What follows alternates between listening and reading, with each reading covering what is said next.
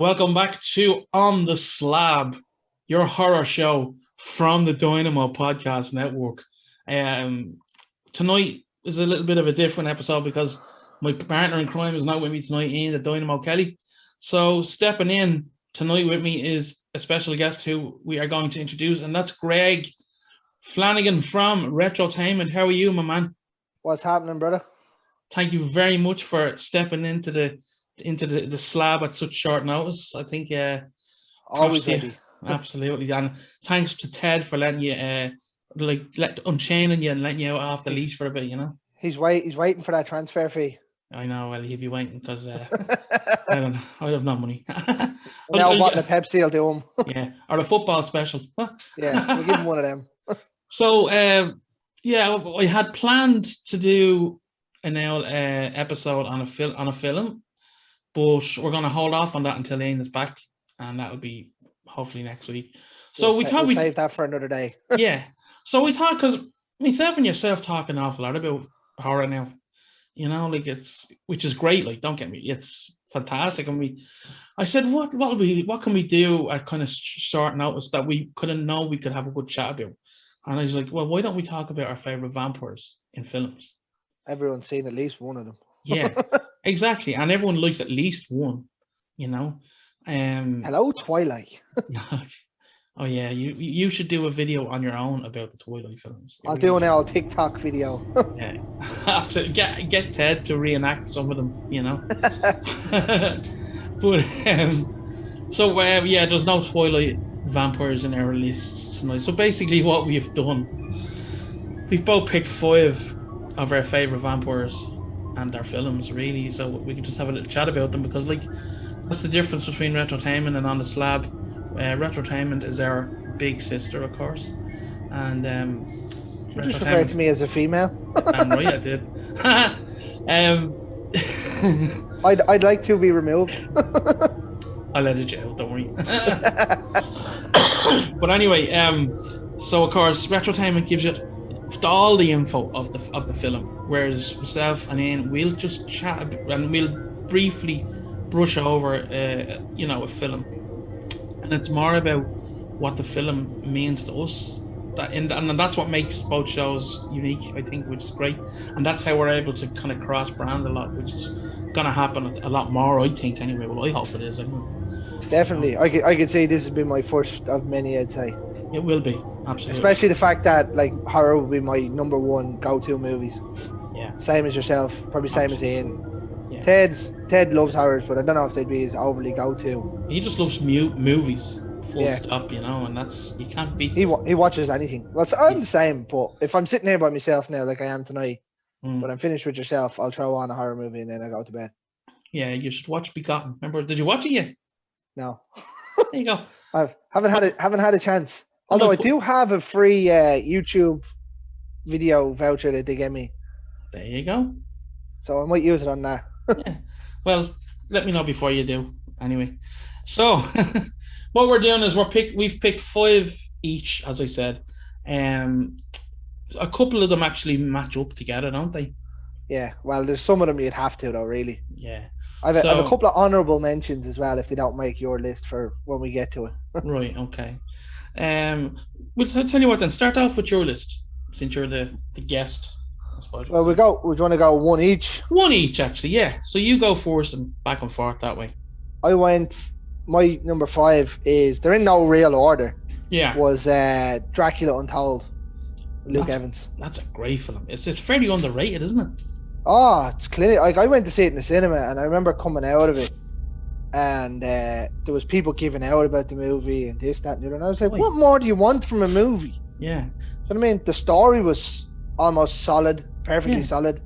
The action was brilliant. It had everything. Yeah. What more could you want? Yeah, I know. Maybe it probably wasn't as. It was. I thought it was horror, but more action horror.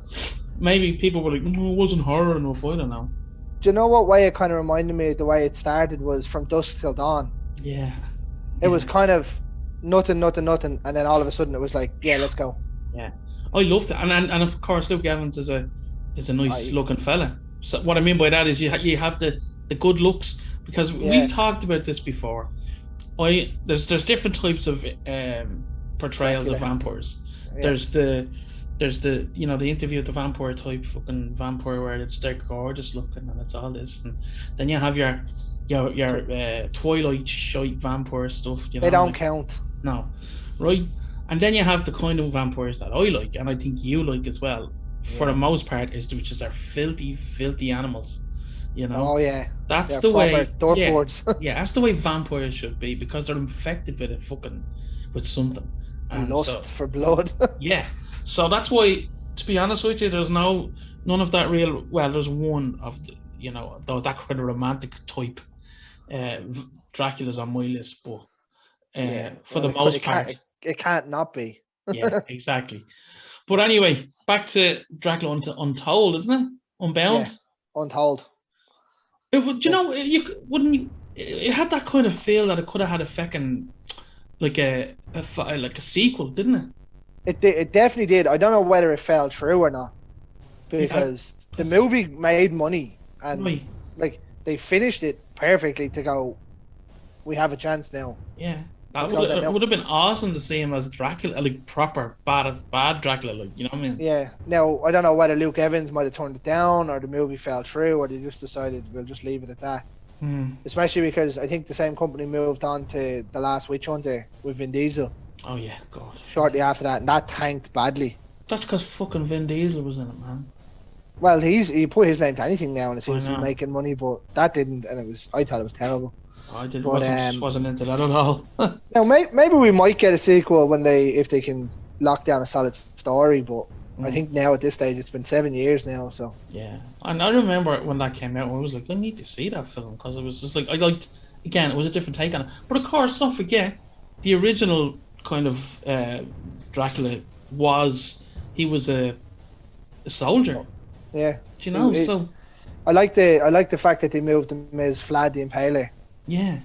Yeah. It was a brilliant idea to go, yeah, let's do this. Now I know it's been done before, but the way they portrayed it in this one was brilliant. Luke Evans is brilliant in everything. Yeah, he is actually. He plays that arsehole looking cocky fucker very well. Yeah. Well, again, it's all about facial expressions, isn't it? As well. Yeah. He has a face that you look like you want to slap. Yeah, I would slap it. Yeah, but he'd probably bite me neck or something, you know. Yeah. Or he'd use that big sword he has. Fuck yeah. So yeah, well, that's a good start, man. That's a really good film, and I'm glad I didn't put it in my list, but it is a great film. Oh, it's hard. Like, I changed this list from when I texted you earlier at about 11 o'clock. Yeah. I changed that list about 10 times in the process. Excuse me, sorry. I just changed it once, I think. Oh no, I've moved stuff in, taken it back, changed it back, moved it around again. Nightmare situation. Right, well, we'll go with my top number 5. Now again, but they're not in any order really. Although number 1 will be. I presume that's the same with you though. Yeah. Yeah. Okay. So, you changed one, didn't we? Yeah. Yes. So number 5 is Shadow of the Vampire. This is such a clean. As I said about the last one, this is really underrated. Yeah. Like this had Willem Dafoe and John Malkovich in it, and that's an instant hit right there. Yeah, the two lads are fucking deadly. And Eddie Izzard was actually deadly in it as well. Max Schreck is in it as well, isn't he? Yeah. Yeah. And Willem Dafoe plays Max Schreck as Nosferatu. That's the great. That's it's quality. Like, I haven't seen that thing. When you said it to me, I was like, I'm gonna go watch that in the next couple of days. I went to see that when I came out in the cinema, and it was just like, because myself and my mate, we'd heard of it. It was on in the IFC, Irish Film Centre. I don't know where that is. In Temple Bar. It used to be like a really fancy type of a film place, you know. You'd only get certain types of films, a lot of foreign films now, but that was the only place at the time that was showing it. So we had to go into it, and you know, you have to. If I remember correctly, at least one of us has to be a member of there, you know what I mean? Oh Jesus! But it was great seeing it though, like that. It was, you know, and the fact that it's a film about a film. Yeah, it's never really done. No, so Yeah, it's you very rarely see it. Yeah, and getting as you say, getting that ensemble of a cast in was fucking deadly, like, you know. But like John Malkovich was probably at the top of his powers at that stage. Yeah, Like he's a very clinically underrated actor as well. yeah. Actually, funny enough, I've only really started to appreciate him in later years. You So know, they made a movie about him. about being him, yeah. Yeah, being John Malkovich. What a weird film. Oh, that's like watching the Truman Show crossed with fucking The Borrowers and everything else. Yeah, it's a strange movie. Yeah, good though. Yeah. Oh, I remember. I think we watched it for a project in school. No way. We watched that and the Truman Show as part of the film studies for the leaving cert. Yeah, mad. So yeah, that would be number 5 because before we go on, Willem Dafoe as a vampire is fucking awesome. Doesn't he play a vampire in something else as well? Is it Daybreakers? I think he does. I've never seen it now, but I think he does. Oh, he's such a good actor, man. Such a good. Yeah, I won't go near it now. Such a good actor, man. Like, I don't know if you remember. Like, I presume you've seen him in Spider-Man when he was in Spider-Man as the Green Goblin. He was brilliant. What really pissed me off about that was, and I know we're veering away from horror now, but that's okay. What pissed me off about that was he looked like a fucking Power Rangers villain or something. Oh, it was so comicked up. Yeah, well, but like his face alone, his face could have done the Green Goblin's face. Yeah, that's why I thought they cast him for that, because they wouldn't need to do an awful lot of stuff with his face. Like, did you notice though? Did you see Ant-Man? The first one, yeah. Did you think Michael Douglas looked exactly like Willem Dafoe did in Spider-Man? Yeah, he's very similar. It was really weird. Yeah, it was. But no, he's a very good actor, Willem Dafoe. Yeah, and I love him in that film, and because, if you remember the story, there was rumors that Max Schreck was an actual vampire, you know, and they play that out deadly. They just play that out. It was just good camera work all around, good screenwriting. Like that's where movies are being let down nowadays. Yeah, we'll just throw this in and it doesn't make any sense, and you're like, well, what was that about? Like, and these things were thought out. And you notice now, if someone tries to be original, it gets shunned. Oh yeah, it's flopped. Yeah, like so. I mean, you know my hatred of fucking remakes and that kind of stuff. Really? I thought you liked remakes. I'm not even gonna pretend. Like, the only remake I think that I really, really liked was The Fly. That's actually probably superior. Yeah, it is. Actually, well, no, maybe The Thing as well. The original, not the original, the 78, is it 78 Thing? Yeah. With Kurt Russell, that's a remake of an older film. Yeah, but it's kind of, I don't know. It came from outer space or something. Yeah, but I think it made it its own, if you know what I mean. Yeah. John Carpenter came in and just went, that's mine now. Yeah, I wouldn't class that now as a well, technically it is. Technically, yeah. But The Fly, Evil Dead was a good one. Well, yeah. Would you believe we still haven't watched that version yet? Oh, it's on Prime. It's great. Oh, was it cool? I'll watch that though. So so that was my one. That was not Interview with the Vampire. That's not in the list. That's what you swapped. That's what I swapped. Yeah, because I was just like, well, what's my last one? Blah blah blah. And I was like, no, actually, think about it, Carl. You like Shadow of the Vampire, you know what I mean? So put it in. Yeah, put it in. Right. So what was next for you? This is one I think that made both of our lists. Blade. Oh yeah. How could you not like Blade? Absolutely love Blade. Love it. This is like everyone that does be like, Deadpool's Marvel's R-rated movie and whatnot. Yeah, you're forgetting about one here. Blade was quality. The cast and Wesley Snipes as Blade was brilliant. Stephen Dorff as Deacon Frost. Yeah, he was probably the best bad guy that you could have asked for. And on screen at that time, absolutely. Yeah, Chris Christopherson as Whistler. Well, yeah. I was going to say Welker. That's Resident Evil. Yeah, Wesker. Yeah, fuck's sake. Yeah, as Whistler. Yeah. Yeah, so that was on my list as well, so we can kind of both talk about this, like blah blah blah, like you know. I remember watching that. I went when I was in primary school. We watched it, and I stayed over in one of the lads' houses, and we got it there. It was his favorite movie.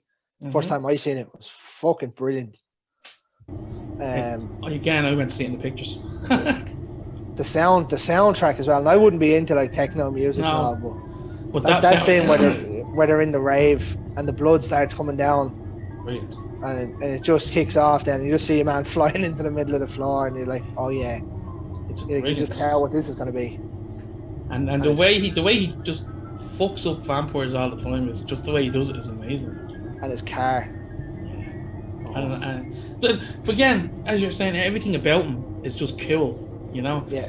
And then even the second one was deadly as well.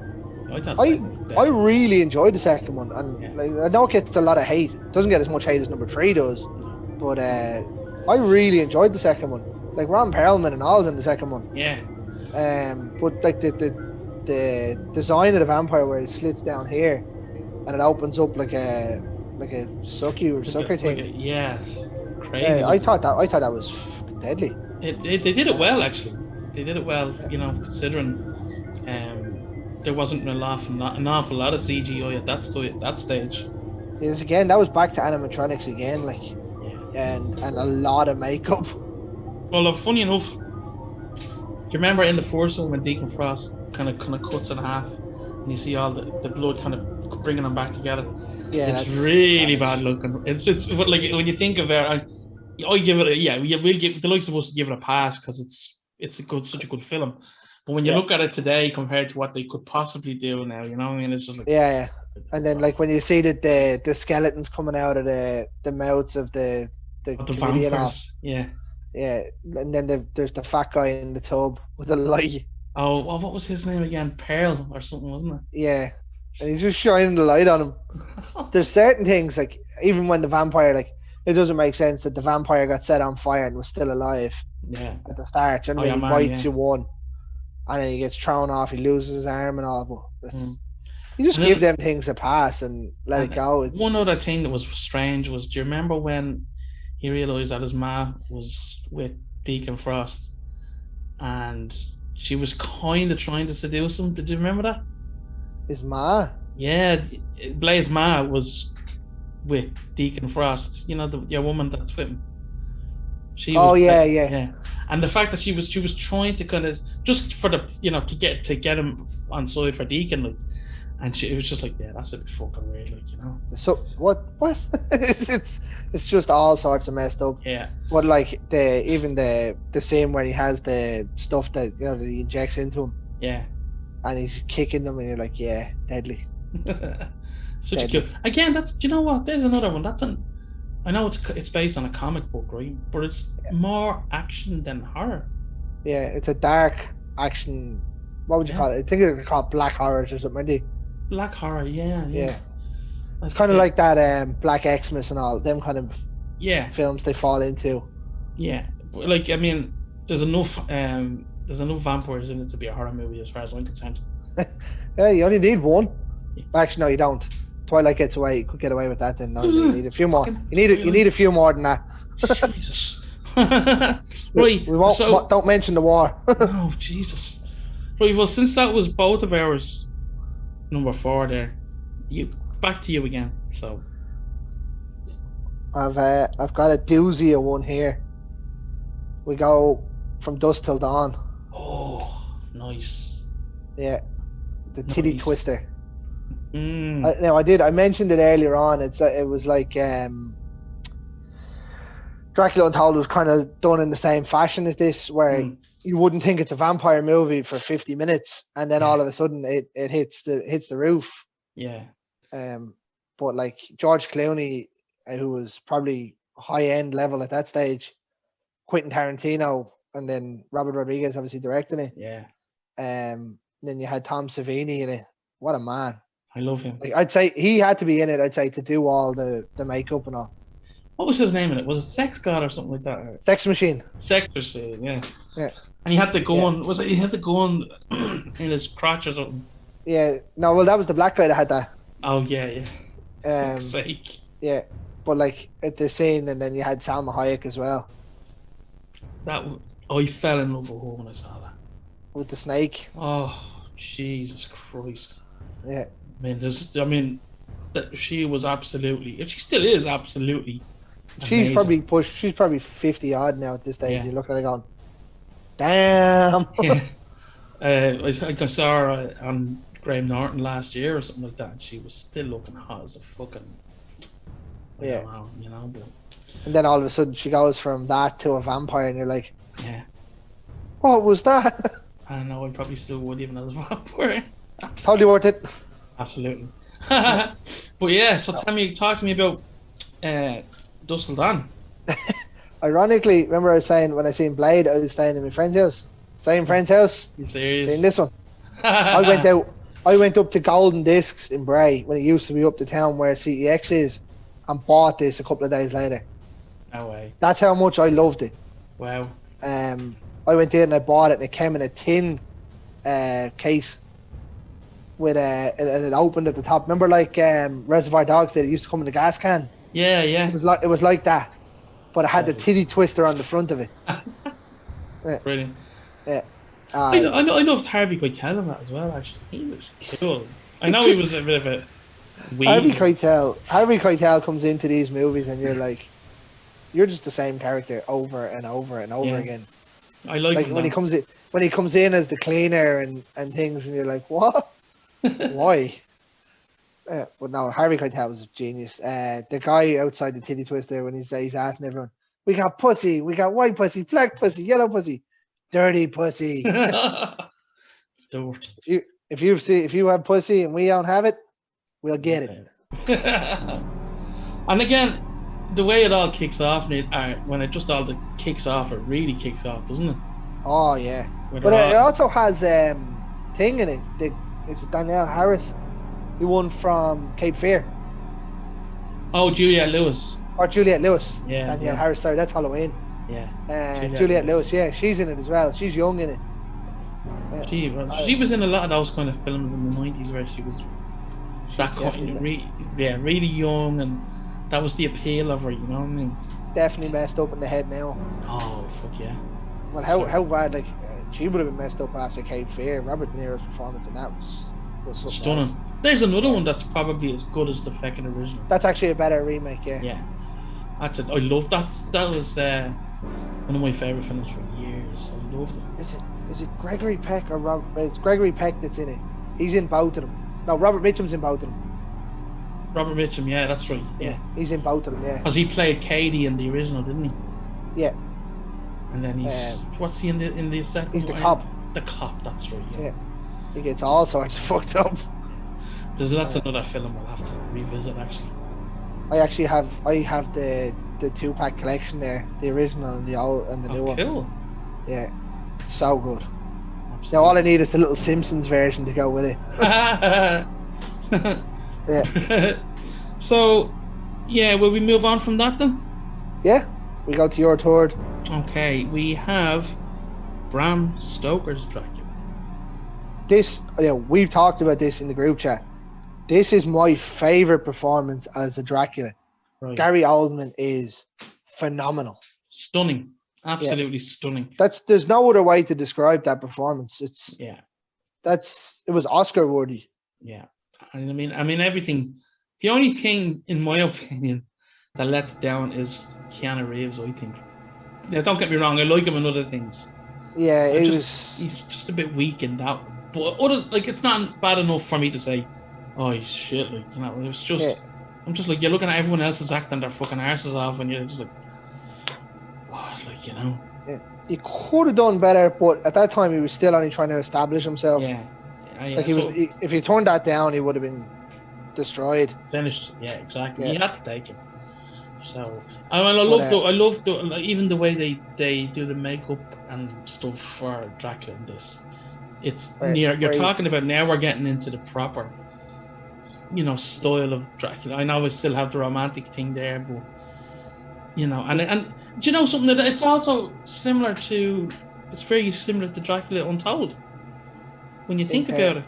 The story and all, yeah, it's, well, of course the early part is, when he's going out to Transylvania, like some of the work on it there, where you see him on the train and all, and you're like, it's deadly. Yeah. When doesn't he he disguises himself as a wolf and goes around trying to cause a bit of chaos, so mayhem, so he can get to Mina, you know. But like he does what does he do? He does something to her best friend or something as well, doesn't he?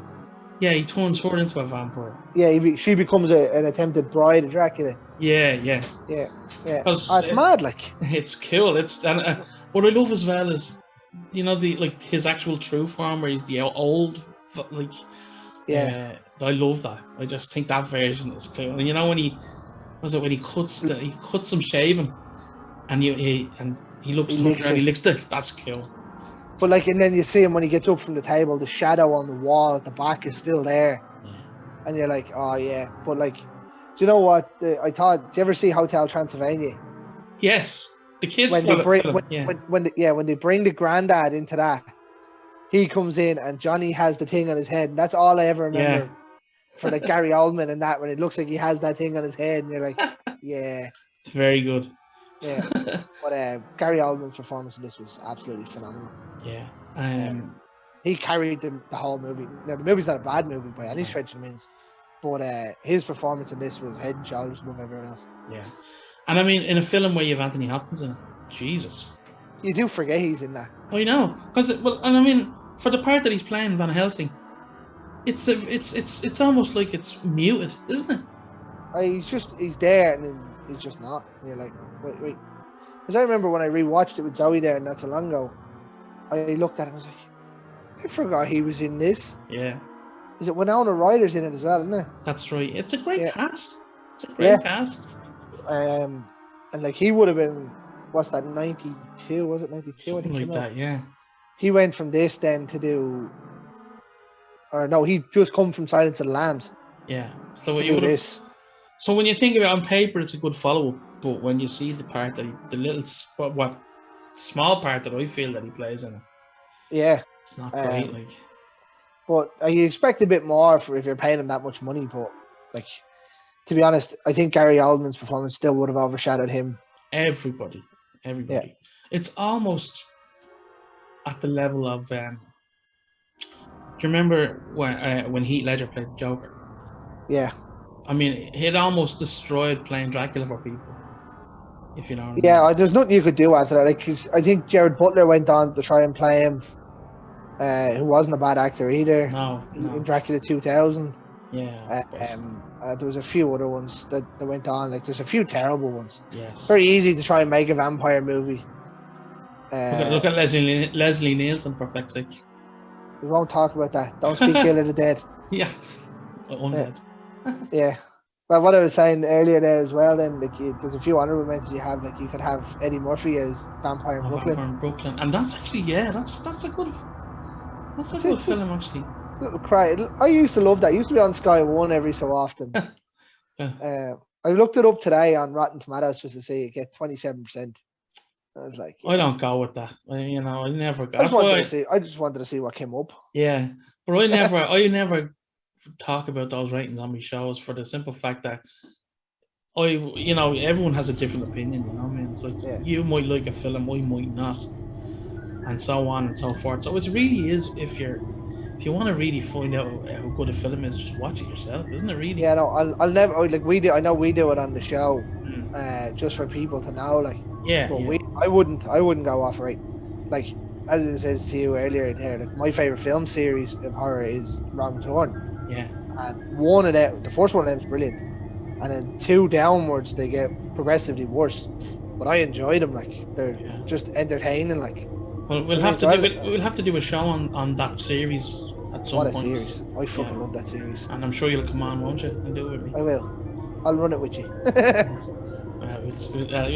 We'll do that in the future, actually. But back to now. So it's back to you, isn't it? Yeah. So what have we got? Two left. Right. Well, my number one is staying number one, so I'm gonna go with The Lost Boys as 2. Right. Okay. And before we do that, then, was your number 1 my number 2? Oh no. Has it got a number in the name? It does. Yeah. Okay. Well, then I'll tell you what my number 1 was now, so we can talk about that one together. Yeah. So you go with your one. You go first, and then We went. I've gone with The Lost Boys. Right. Great film. I don't know why this movie stands out so much to me. I hated it growing up when it was on. Did you? Oh, I hated it. It wasn't until I turned about 16 or 17 and I watched it again. I was like, man, this is quality. Very good.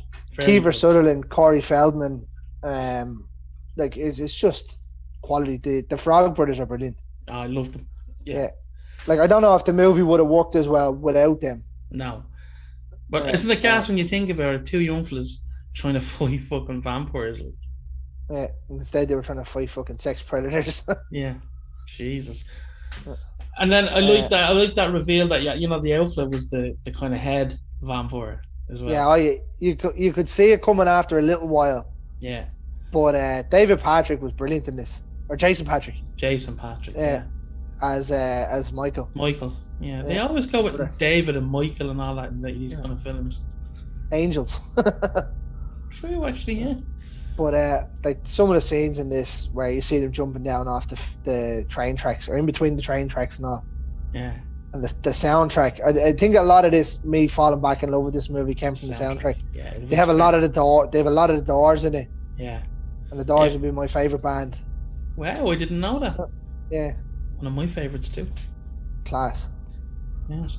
The soundtrack is class, and there's certain films like that are more famous for the soundtrack than the film. Yeah, I think The Lost Boys it doesn't get as much love as it deserves. Yeah, I don't know. Maybe not from die-hard horror fans, maybe, but I mean, a lot of us we would have been young enough when that came out first, so like I wasn't even born. Well, there you go. I was, but but I remember it being a cool little film. I never disliked it or anything. You know what I mean? Yeah. I just thought it was a cool little film, and like that, Kiefer Sutherland plays a deadly vampire. Oh, he's so good, isn't he? As David. Yeah. And then the girl, I can't remember her name in it. The one that's where he's falling in love with her. Michael's falling in love with her, and you're like, oh yeah. Absolutely. Yeah, you go. I love. Was there a part where they had just torn Michael? Michael was the good fella, wasn't it? Yeah. Yeah. And they're all looking at him they're hanging upside down. Come with us, Michael. Yeah, brilliant. I love that. No, sorry. The come with us is when they're jumping off the bridge. Off the bridge. That's... Yeah. And he's like, one of us now. One of us. Yeah. Is when they're in the cave. They were all asleep, I think, weren't they? And then he wakes them up or something, I think. And then, like, even the scene where they're on the golf course and they're killing the lads. Mm. And that's when Michael first attacks a person. And you're like, yeah, brilliant. In the dark. It's a dark, dull kind of movie, even though it's set in San Fran or wherever it is. Yeah, it's dark in tone, and it's dark in, I suppose, the way it was filmed as well, like really. But again, that's not a movie that jumps straight in to let you know it's a vampire film. No. Because all you see is the missing people sign. Yeah. And you're like, oh, well, there's something going on. It's too big of a scene to not show you at the start. Absolutely. Great. I love that film. It's just not in my top 5, but I love it.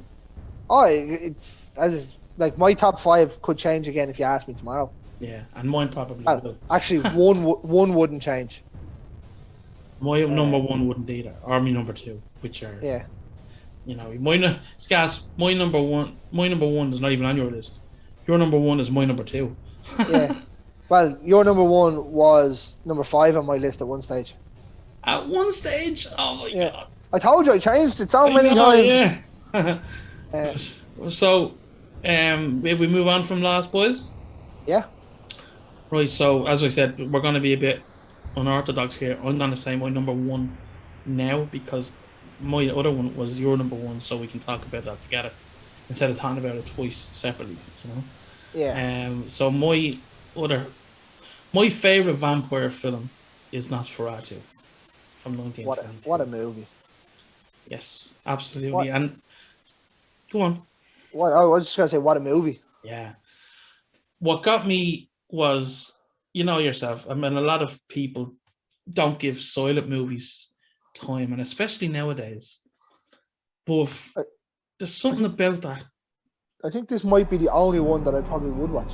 Really? No, there's a couple now I've watched.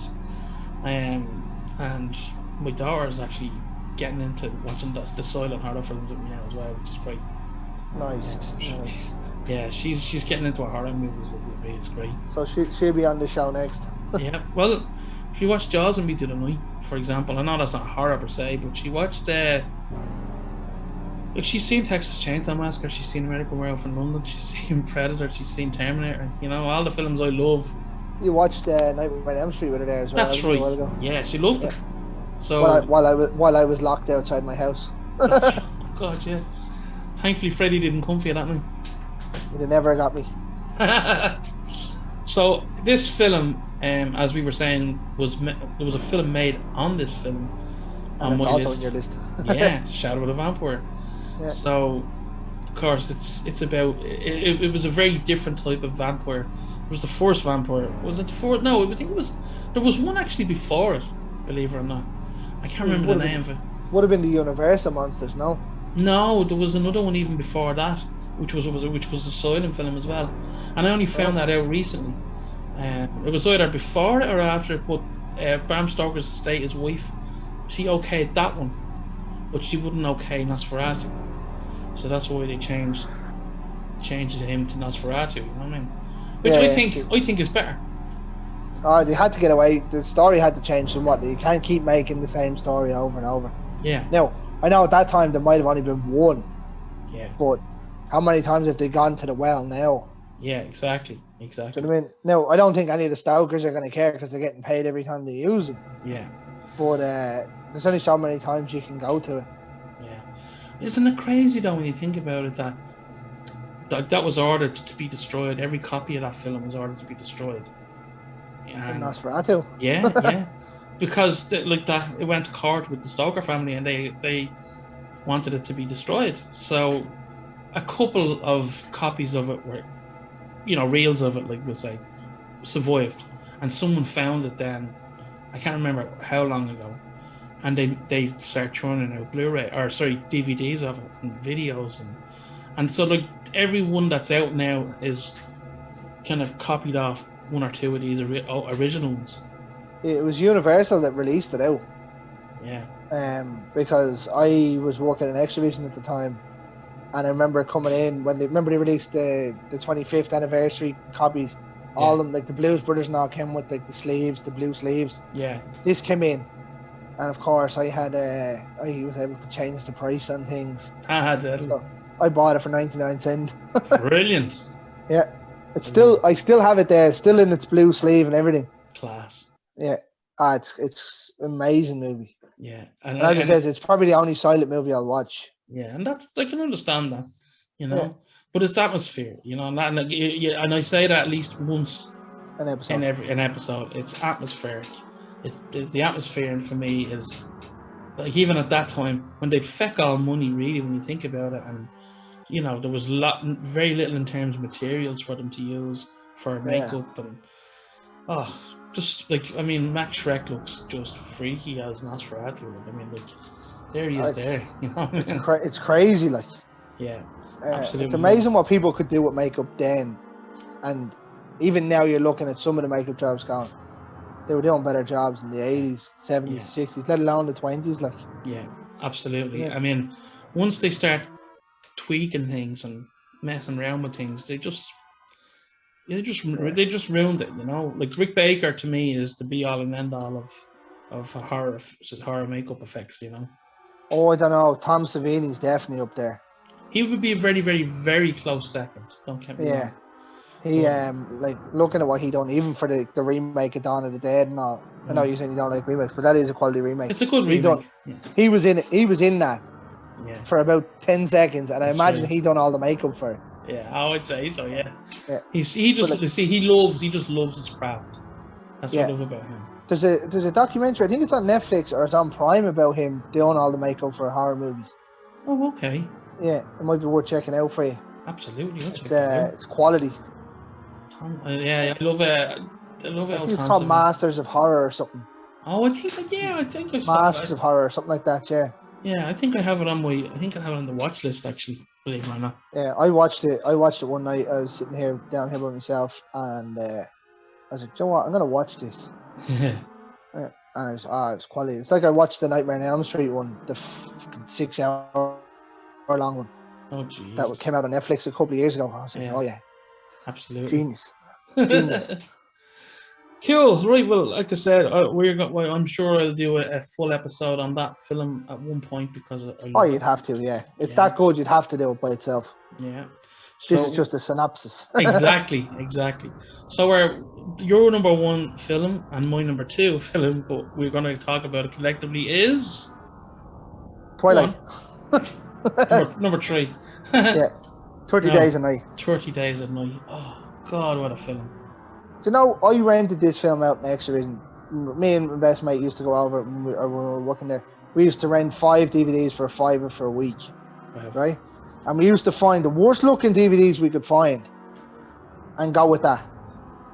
And this came out of it. Oh, wow. This came out of it, and Dog Soldiers came out of it. Wow, there you go. Yeah. That's Two absolute gems. Why isn't this film bigger than it? Like, this was based on a comics series. I did not know that. Yeah, I only found that out. Well, I didn't. I knew it now. I know it now. Yeah, but I only found out when the second one came out. I didn't even look at the second one. Was that any good? No. So that's why she's in it. Huh? She's in it. Oh, is she again? Yeah, she's in it. She's in it for like half an hour or something. Yeah, I'd be interested. No, it's pretty poor. Yeah, as a standalone, it's fantastic. The only way you say atmosphere, this is the dullest, darkest atmosphere you'll get. Actually, the only other film I can ever think of that's really as atmospheric in terms of dull and dark and fucking chaotic was Texas Chainsaw. Yes, absolutely. Then again, I have a gripe with the end of that film as well. No, you do.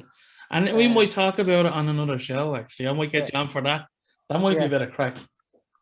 But the atmosphere in this, the cast for this, like Josh Hartnett, I think it just came off doing 40 Days and 40 Nights. And he was a comic actor, action actor kind of thing to go into this. Ben Foster was absolutely brilliant in this. He was the lead vampire, wasn't he? No, he's the guy that ends up in prison. The scout they send in. Yeah, and he's like, they're coming. Yeah. I love that when they actually finally come to the town and you see a man, he's cradling his face and then just... Yeah, it's thing. But like, when you see this built up, again, another movie that you don't know is about vampires, really. Yeah. But like, imagine being in a town that goes dark for 30 days.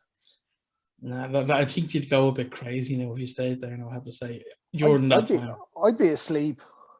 Yeah, I'd probably do the same, actually. But like, I think it's based off some kind of facts that the town goes dull for. I think whatever. It is. Yeah, it's the highest point of Alaska, I think. Yeah, I don't know whether it goes pitch black, but probably not. But what a premise to use the darkness for vampires. Yeah. Now there you go. There's originality. That's what I love. Original. And again, maybe it's too original for some people. Yeah. Well, I can't really even remember this coming out. I remember just, as I said, I picked it up and actually didn't think it was a terrible looking DVD box. Yeah. No, I missed it when it came out, believe it or not. But any chance I get to watch it now, I'll watch it. I love it. I watch this probably at least once a year. Yeah. I'd be the same. But this is where we were saying, this is where you want your vampires, filthy animals. This, for me... Not caring. Yeah, was the perfect iteration of a vampire. Talking in a different language, in an ancient language no one knows, screeching. I actually thought they were talking in Russian, to be honest. It could have been, but it's all Greek to me, Yeah. But the whole, like, just and the way their eyes are black and... Oh yeah, that's quality. It's cool, like, and they're all kind of real powerful, real super powerful, like, And they're smart as well. Yeah. It's not, and there's not this whole you have to invite them in bullshit. No. Now that works for some movies, which is fine. But not this. But this thing, they're diving through windows and doors, and it's brilliant. Yeah, as I said, it's like a disease. Yeah. And that's the way. Look, I mean, think about it. If somebody bit you would get some sort of a fucking disease off them. So that's the way I think that a vampire should be. It's like a zombie type thing, but just the different mechanics, I had an air of 28 Days Later about it, didn't it? that kind of vicious attacking kind of way. Yeah. But like it's raw attack because like there's not just them pulling you over and biting in the neck. They're throwing punches, they're swinging scrapes, they're kicks. Yeah, they're vicious. And the lead vampire is just cool. He's freaky. Yeah, he's pale white. Yeah. And black eyes. And his big long nails now. Yeah, they're not fangs, so to speak. They're all filed down and they're like daggers or something. Yeah. Brilliant. But I think that this was Josh Hartnett's best performance of his career, I think. And he was brilliant in it, actually. Yeah. You know, but what a film. What a film, actually. And we've compiled a good old list there, I think. Some good vampire movies. If you haven't seen them, check them out. Yeah. And an honourable mention for me would be, well, we'll say Interview with the Vampire because everyone loves that. But, and it's not a film per se. It was a TV film, Salem's Lot. You ever see Salem's Lot? Made for TV movie, yeah. Same as the way Eat the Clown was, yeah. Yeah, but here's what I'm going to say. The vampire in that, Court Barlow, is based, well, looks-wise, he's based on Nosferatu, but he's cool, like, you know. I haven't seen that in a long time. No, it's a long time. But, again, it's like the original It. Tim Curry was amazing, but the rest of the film for me was poor. Same with this. The film was poor, but the character was cool, you know? Yeah. And I've seen it. I know I've seen it at least once. I just can't really remember. I've seen that many of them. Yeah. I think there's a few, like, I had two on the list that I put in and taken out, and one is a remake of the other one. Right. So I had Let Me In. Oh, let the right one in. Yeah. I couldn't pick which one I liked more. I preferred the Swedish one. Yeah, I lean towards that. Yeah. But sometimes the American one's just easier to watch because it's not subtitles. I know. I think I liked the kind of when you see a woman attacking in the Swedish one. She's vicious. Yeah, and that's another one of them movies that you didn't expect it to be like that. No, and it's original. There you go. Yeah, but I enjoy it. Even as it says, you don't really like remakes, but that's another enjoyable remake. Yeah. No, that's one of the few. But I always find it funny that they remake modern films so soon. Oh yeah, it's crazy. And horrors as well. Like, it's just like, why do that? Like, sure, there's talks now that there's a new Poltergeist being remade again, and they only remade it about 5 years ago. Like, why? There's no point. Yeah, the first one reached the level that it's going to reach. Yeah, but actually, the one that really annoyed me was Cabin Fever. They're remaking that, are they? No, do you remember they made Cabin Fever when Eli Roth done it? Yeah. They made a remake of that, which is scene for scene with just different actors in it. Why did they do that? Did he direct it as well? No. But it's literally scene for scene. Like, even to the scene where you won shaving her legs. That's just pointless, and that's money that could have been spent better. Yeah, like Cabin Fever 1 was brilliant. And then 2 and 3 and 7 and whatever they got to, I've just kind of given up. But like, there's things like that, but as you said, it's just running out of ideas now. That's it. Well, that's it. But like, I think we'll end up tonight now with it. That was a really good way to finish up with 30 Days a Night, I think. You know? Oh yeah, I think I'm gonna watch that now. I think it's on Netflix. I think I'm gonna watch it as well. You know? Fuck's sake. There's me thinking, I'll go to bed after an hour or two. Be grand. Sorry, it's my fault for keeping you up. Yeah. You can ring my boss and be like, yeah, he's not coming in tomorrow. Why? He stayed up all night watching horror movies again. Yeah, and they'll be like, again, yeah. Sorry. So, listen, Greg, it's been deadly having you on the show. I presume you'll come back on, won't you? Sure. Whenever you need me. I'll twist your arm. We normally do slab ratings on this, but because we were talking about multiple films, we'll probably put the slab ratings on the description. I'll put them down in the description later on. So, until the next time, Greg, adios, and everyone else. The same. Everyone else, we are out of here. Thanks again for tuning in to On the Slab on the DPN. And don't forget to check out Retrotainment with Greg and Ted. When do you be on every what? We have a slot every Saturday at 2 o'clock. We've one going up. I won't reveal to you which one is going up this week, but I will let you know that there will be 2 episodes next week. Right, cool. We look forward to that. Another special edition for July. Awesome. Yeah. Right, dude, we're out of here. Take care, man. Look. See you later.